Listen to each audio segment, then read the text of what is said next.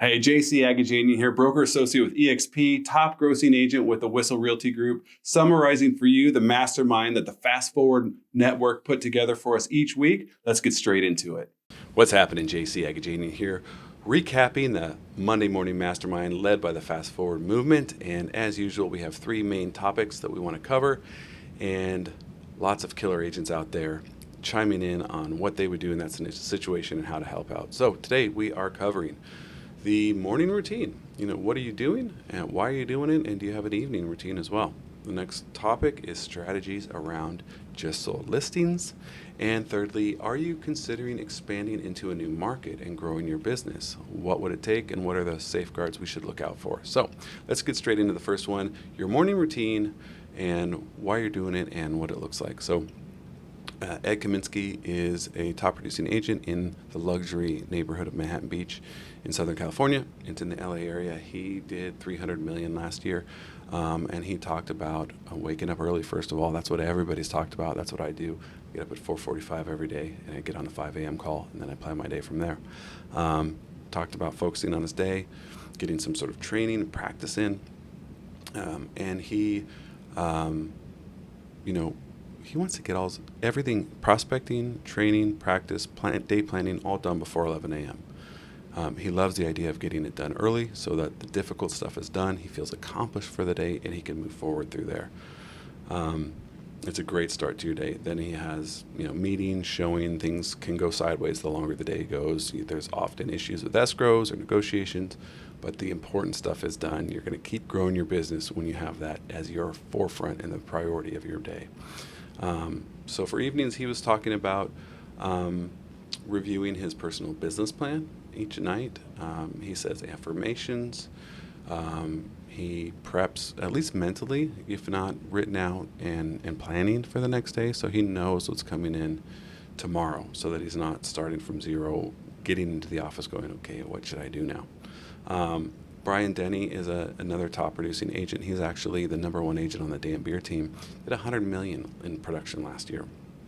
And he also was talking about locking in those first 4 hours of the day so that you can conquer those and the rest feels free and easy after that. So he starts out really early as well. He likes to get some exercise in. Reading is a priority for him, so he's looking to get at least one chapter done per day. So he does that. He has a gratitude journal. He likes to write at least 3 things that he's grateful for each day, and he doesn't want to repeat them. So he's always having to come up with new things that he's grateful for to help make sure that his mindset is right going into the day.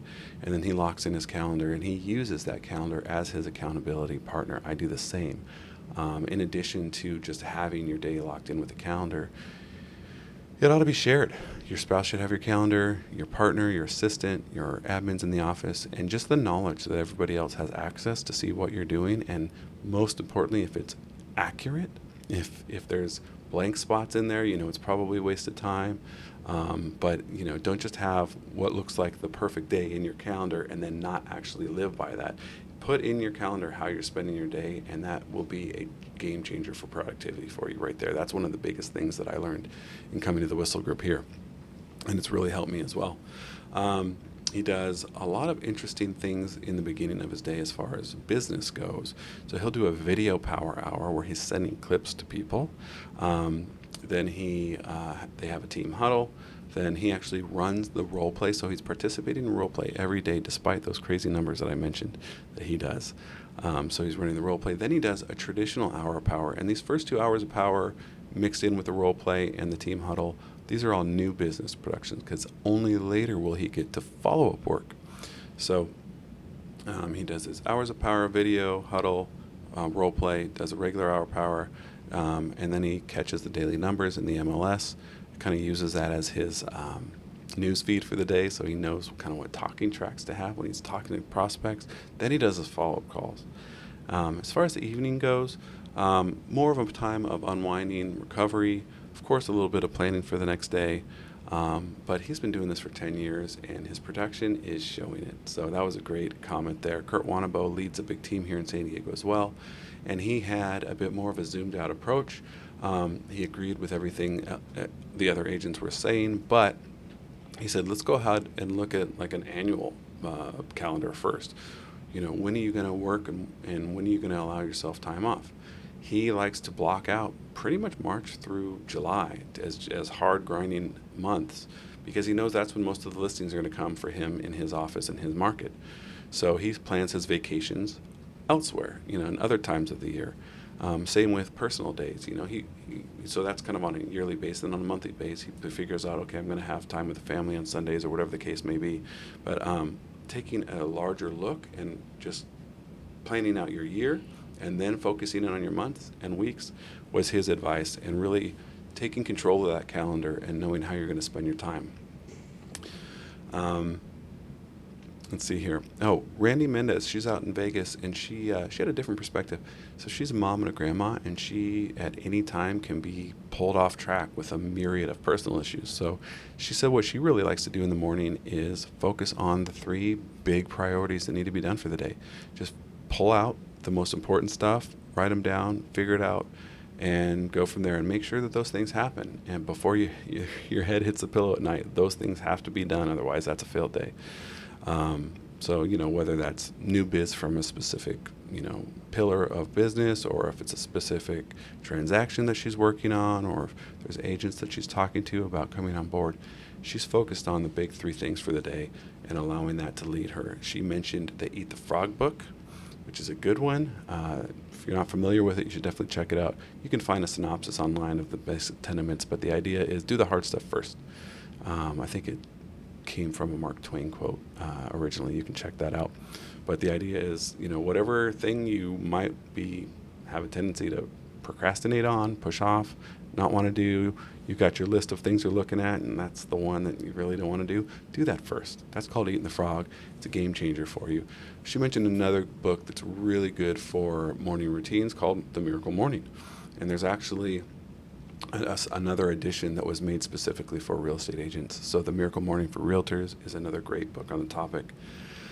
Elias up in the Bay Area, Elias Astuto, he's part of Team Fast. They do big numbers as well. And he was talking about the discipline and clarity that he has gained from really taking control of his morning and not allowing the typical vices and nonsense of being a younger man that he used to have persist. And he cut those off, and he's really become more focused on what he needs to do. He mentioned another book that was great called Stillness Speaks, with the idea being capturing some time, having peace and quiet in the morning, not being rushed all the time, which leads to a more productive day. He also mentioned doing a brain dump first thing in the morning. Anything on his mind, he writes it down, journals it, and then he takes from there and moves it to a new column. And these are the action items. These are things that need to be done based on that brain dump. And then before putting that on his calendar and making a to-do list or whatever the case may be, he puts in a third column of delegations. What can he have other people, his assistant, his team, admins, whoever else is working with him, what can he delegate to other people so that that stuff gets done without him having to put his physical hands on the project? So that was a great tip from Elias as well. Jay Bond mentioned that he focuses not only on getting some time in the morning, but on his daily affirmations, making sure that his tasks are there, but he also focuses on personal improvements. For example, maybe I need to be more patient with my kids, or, give more time to my assistant, or make sure my wife knows I love her by doing something or whatever.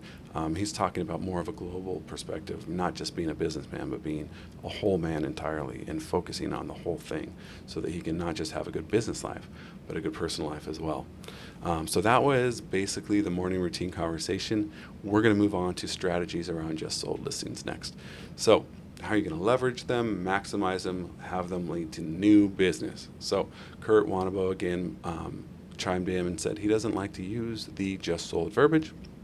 He wants you to use something, or what he does and what he recommends is using something more specific. So if selling a property in 15 days is impressive in the market you're in, talk about that. If you've sold it for X% over asking price, say, hey, we sold this property this much over asking price.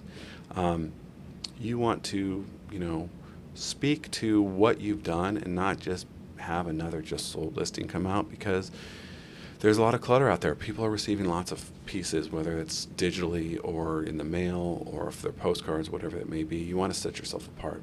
Highest price for this community, ever, or whatever the case may be. It's evidence of success, and he uses that through all the channels that he puts his marketing out. Bill Davis is another guy up in the Bay Area, and he kind of had a little different perspective and reminded us that waiting until it's just sold is probably too late. Kyle Whissel jumped in on that after he finished and agreed and added more to it. So basically, start with the beginning of the process. Document what that listing appointment looked like, or maybe tell a story about where the person came from. Document what the listing prep looked like. People love before and afters. So, show what the place looked like and what you did to help prepare it for market. And then, of course, share the results as well. But really going from the beginning all the way through is going to be a lot more powerful than just saying, hey, look at this property I just sold. Aren't I great? That's not the idea. Kyle took that and raised it up even another level. And basically he said, yeah, you should have either a coming soon or a just listed postcard, depending on your clear cooperation and how you can abide by that. But getting it out on socials and then getting an email list from your, within this area that the property lies in, from your title rep or whoever it may be, send that same information out via email. Then go ahead and door knock it and also say, check this great property we got coming out. Anybody who'd want to buy it might want to be your neighbor. We know people love to have friends live nearby or family. And then the same thing with a phone call. Follow up with a phone call. I don't know if you remember chatting with me, or maybe you missed them and you're doing that. So that's kind of just when it's new. Then recycling all those efforts, so social, email, door knock, phone call on coming soon, come back around doing the same thing on when you go pending, come back around, do it again when you're just sold. The idea is that if you're putting all this effort in around one listing, anyone in that neighborhood that's receiving these messages, because you're geo-targeting them online, you're sending them email in their inbox, you're calling them, you're text messaging them, you're showing up at the door and knocking on them, they're going to know you're a hustler. They're going to know you're hungry, that you're going to do all it takes to get a property sold. And if any of those people are looking to sell in the near future, or if they know someone who is, you're going to stand out. So that was a great tip from Kyle as well, as far as making the most out of a listing and making sure that that you can build more business off of it. And Jodie Lee Kim is another agent. She actually used to be part of our team here. She's independent now.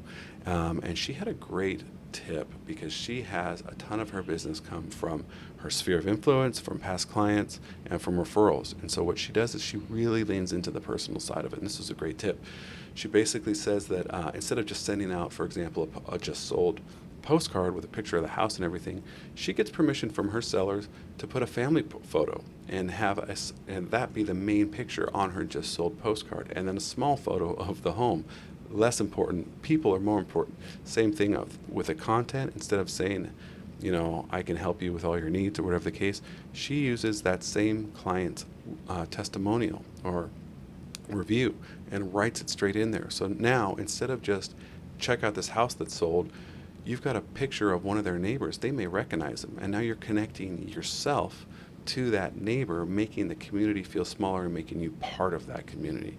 Great tip from Jodie Lynn, and I think it's something that we can all use, and we can rip it off and duplicate it with our R&D process, right? Megan McPherson is in the Twin Cities area, and she said that she asked her neighbors to join the local Facebook group and or Nextdoor group and use it to make those invitations to the neighbors only. Of course, you're going to door knock it. Of course, you're going to send direct mail, and you're going to do the phone and text thing, but if you do an additional step of actually becoming part of that specific neighborhood group, it's going to go to the next level, and that was a great idea. And it's a better channel for all the activities that Kyle mentioned as well, right? Let's see here. If there isn't one, shoot, especially if it's your farm that you're working in, start one yourself. Or if there is one, become a big contributor. Like get on there, comment on other people's, answer questions that other people are asking, ask questions that are thought-provoking, maybe that other people might be interested in. Just become involved in that local group. Mary Maloney, she has a great idea. First of all, she's got like a 20-point action step around all of her listings. So there's a lot of things that she's doing to make sure that she maximizes, first, the marketing and sale of that property, and second, the marketing and sale of herself for new properties when they come in. She also had noticed that basically the farm that she's in is kind of broken up into sub-farms with different parts of the neighborhood broken up with different development styles and different home styles. And so what she said is, like, this one's got about 100 people. Let's get a CMA to every single person in this area. So she broke it up. She did 10 a day for 10 days. And she didn't call it a CMA. She called it a neighborhood absorption rate report. And it's primarily the same content as a CMA, but it's got a cover letter. It's specific to each home, and that's why it kind of had to be broken up and taken over a span of time. But in a 10-day period, she picked up 2 listings. And these are full-size, envelope folder things that she printed off and put out. It cost maybe $3 to $5 a piece to put out. So that's a good amount of money, but shoot, nobody really would bat an eye about paying 25, 30, 35% referral fee. So what's your cost of acquisition for a client? Weigh those things out as you consider doing things like this in marketing to different areas. Great tip from Mary Maloney. John Pugh is an agent in Orange County, sells super high-end property up there, and he said that he took some tips from Chris Heller, who's a machine, and basically said, get permission from your seller to send out letters directly from them to the neighbors on their behalf. It could likely be the same type of content you would send on your own, but it's coming from first person from them, talking about the great experience they are either having in the middle of the transaction or had when it's just sold, and saying, towards the end, something to the effect of, hit up J.C. directly. He'll take care of you, or whatever the case may be. So it's spinning the dialogue a little bit, coming from a different perspective, which is going to be much more favorable to the neighbors in the area. So that was a great idea too, and those are all the responses we had around making the most of your listings and making those listings turn into more listings. Okay. Have you considered expanding into another market? This is kind of a big deal. A lot of people aren't even thinking about this unless they're already running big teams, but it was an interesting topic. So first came a few kind of words of caution and thought. Basically, Lauren Rosen said, don't be looking to expand into another market unless you've really come as close as you can to conquering your own market first. You've got to, be ready to go with at least a solid point person or more. You can't be trying to run everything in your own business and running things in a new market as well. You are going to be responsible for lead generation and for marketing and all that, but you've got to have someone on the ground there running that team yourself. You've got to make sure that you're going to be able to generate enough leads to support that team that you're putting into this new area. Austin Seward is an agent in a small town in Wisconsin called La Crosse. He did about $20 million last year, and he's only a few years in the business, but he's already expanding out because he's in this small market now, but he came from a much bigger one in Milwaukee, right? So he's got a great network there, great sphere of influence, and he's seeing online since the years that he's been in the business, people that he knows buying and selling real estate. So he says, we've got to get into that. So basically what he's doing is he is starting a new division about 3 or so hours away from his office back there in Milwaukee. He set up a storage facility in between the two so that he can share signs and other resources for both markets.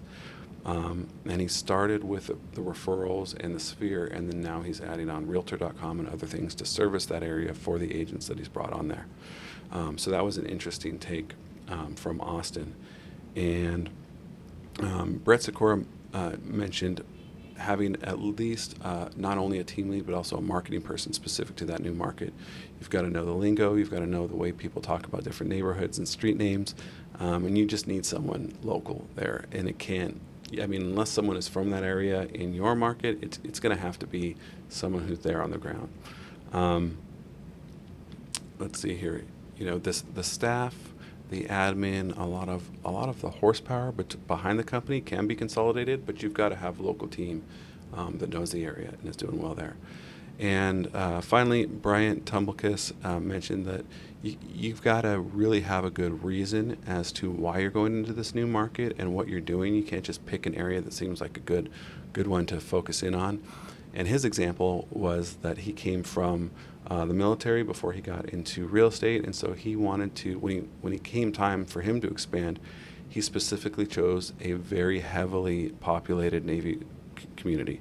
And so he knows how to speak the language. He knows what sort of rhythms of life is natural to people in the military who are also getting out of the military recently. He knows the transitions and what it looks like to get out, how difficult it is to sometimes find jobs and to find, yourself in the new civilian community as opposed to the military community. So focus in on where you're going if you're going to be doing this and why you're doing it. So that's all I got for today. 3 great topics. I hope you find this helpful and that you can use some of these things and integrate them into your business. And of course, as usual, if you would like to hear and participate in these masterminds yourself, just send me a DM. I'd be happy to get you an invitation. The Zooms are password protected, but I can get you an invitation to them when you can check them out yourselves. Look forward to talking to you soon. Bye. Hey, thanks for checking out the video. I hope you found it valuable and that there's something in there that you can implement into your business today. If you'd like more information, I'd love to be a resource for you. I'd also love to connect you with the Mastermind directly if you'd rather see that instead of catching my recaps. And if you're interested in joining the Fast Forward Network, DM me here and I'll hook you up. Talk to you soon.